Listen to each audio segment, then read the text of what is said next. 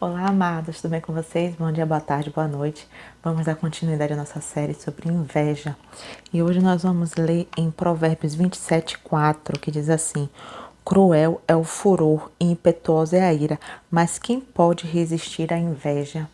E nós vamos falar sobre Lúcifer. Lúcifer, ele foi um anjo, né, que ele tinha o mais resplendor no céu. Ele vivia sobre pedras preciosas. Ele habitava no meio do Senhor. E nós vamos ler em Isaías 14. Diz assim, 14:12.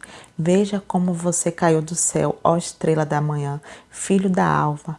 Veja como você foi lançado por terra, você que debilitava as nações. Você pensava assim: subirei ao céu, exaltarei o meu trono acima das estrelas e me assentarei no monte da congregação, nas extremidades do norte. Subirei acima das mais altas nuvens e serei semelhante ao Altíssimo. Vocês podem ler depois Ezequiel 28, 13 ao 17, que fala um pouco mais sobre a história de Lúcifer, como ele foi criado. Mas ele tinha tanta pompa, né? Tanta glória mesmo, tanta oportunidade ali no céu com o Senhor, com Deus, que ele se julgava ser até mais do que Deus. Ele desejou ser mais do que Deus. E ele quis passar por cima do Senhor. Não bastava ele já ter recebido tudo que ele tinha que o Senhor já tinha dado para ele. Ezequiel 28 fala que ele andava pelas pedras preciosas, que ele tinha todos os tipos de pedras preciosas e andava pelo... Você era um querubim da guarda que foi ungido. Eu estabeleci. Você permanecia no Monte Santo de Deus e andava no meio das pedras brilhantes. Você era perfeito nos seus caminhos, desde o dia que foi criado, até que se achou iniquidade em você.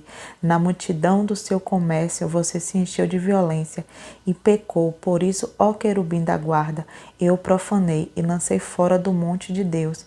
Eu expulsei do meio das pedras brilhantes. Você ficou orgulhoso por causa da sua formosura, corrompeu a sua sabedoria por causa do seu resplendor. Por isso eu lancei por terra, eu coloquei diante dos reis para que o contemplem. Então nós vemos que ele tinha, né, muita pompa. Ele já tinha tudo ali que ele queria. E ele só precisava o quê? Adorar a Deus, dar glória para ele. Mas ele sentiu dentro dele uma inveja muito grande do Senhor. E ele queria agora ser maior do que Deus. E Lúcifer, ele foi lançado do céu, né, por conta dessa transgressão dele, dessa iniquidade. O coração dele se encheu de inveja do Senhor e por isso que ele foi lançado fora. E ele tenta de todas as formas, de todas as maneiras, trazer essa inveja na vida daqueles que dão brecha para ele. Tanto que quando ele estava no Jardim do Éden, ele tentou corromper ali Adão e Eva e ele conseguiu. Depois ele tentou Caim e Abel, né, e ele conseguiu que Caim tivesse inveja do irmão porque eles dois ofereceram sacrifícios para o Senhor, mas Caim ofereceu de qualquer maneira e Abel fez aquilo que era correto aos olhos do Senhor. Então ele nutriu naquele momento a inveja do irmão e ele matou o irmão, fazendo assim com que fosse o primeiro homicida da história. E ele não para por aí, né? Tem vários e vários relatos da semente que ele planta no coração das pessoas para trazer a inveja.